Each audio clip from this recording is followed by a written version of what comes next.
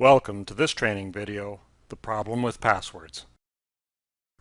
If you've ever logged into a network or accessed online resources through VPNs, Citrix, Terminal Server, or web-based applications such as Outlook Web Access and SharePoint, then you're familiar with the standard username and password logon. It's simple, and once logged on, you get access to your applications, email, contacts, shared folders, and depending on your privileges, access to just about anything on your network. The main problem with this is that the only thing that prevents anybody from getting the same level of access to your network resources is a password. And there are 4 conditions that converge to make this a very real and very immediate security risk. The first one is that there is no way to link the password being used to the person using it.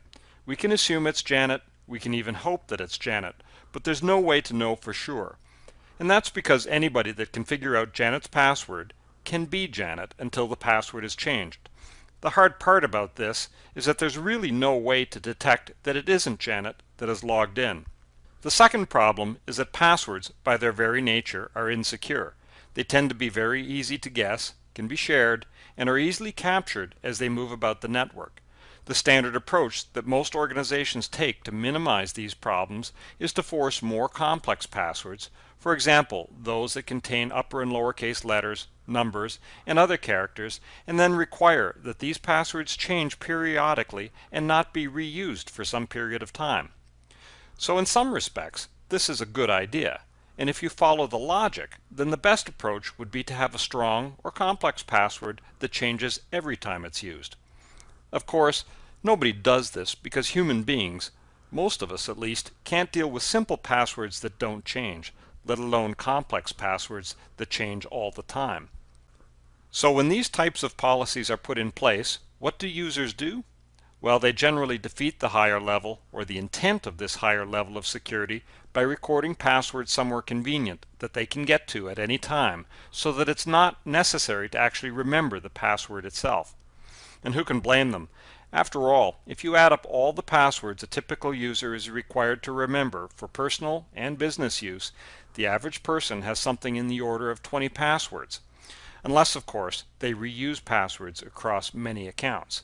Because passwords are such a problem for users, the common practice is to record the passwords where they can be easily retrieved, on sticky notes, in desktop files, or in online public webmail accounts. And that can't be a good thing. The third point is that by enabling remote access, anybody, anywhere, anytime can bang away at your network's front door, and there's nothing you can do to prevent it. So time is on an adversary's side.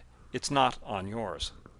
And finally, if you think about it, there's no way to ensure that even legitimate users are logging in from secure machines. If you've ever logged into remote web workplace or email or VPNs from a public PC, internet cafe, or household computer or trade show kiosk, what assurance do you have that the machine is not infected with a Trojan or doesn't have a keylogger installed, the sole purpose of which is to capture your logon credentials? And here's the interesting bit about this threat.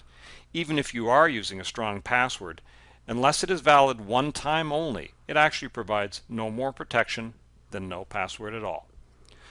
So far, we've described the problems with passwords, but you may not have noticed that we've also described the solution. So let's review. We know a strong password is good, provided it changes every time. It beats keyloggers and Trojans, it takes the advantage of time away from an adversary, prevents sharing, prevents passwords from being written down, and it reduces the threat of guessing or brute force attacks to near zero. But as we said earlier, this also creates a different problem. That's people.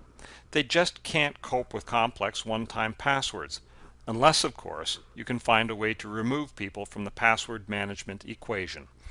And that's where Black Shield ID Strong Authentication comes into play.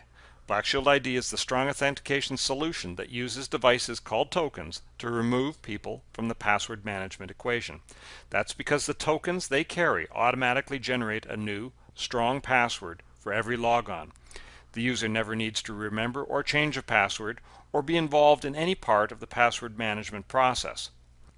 So Black Shield ID not only mitigates the risk of weak, shared, or easily compromised passwords, it actually makes life easier for legitimate users.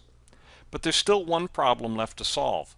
Remember that one of the problems with passwords was who was providing the password.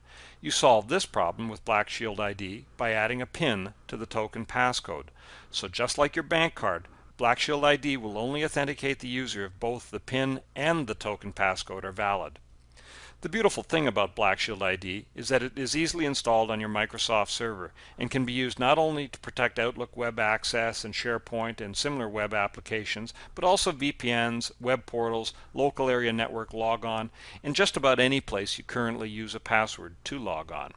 We hope you found this short video to be informative and thought-provoking, and invite you to contact us to learn how you can begin to use the very affordable Black Shield ID Strong Authentication solution to protect you and your network. Thank you for your time.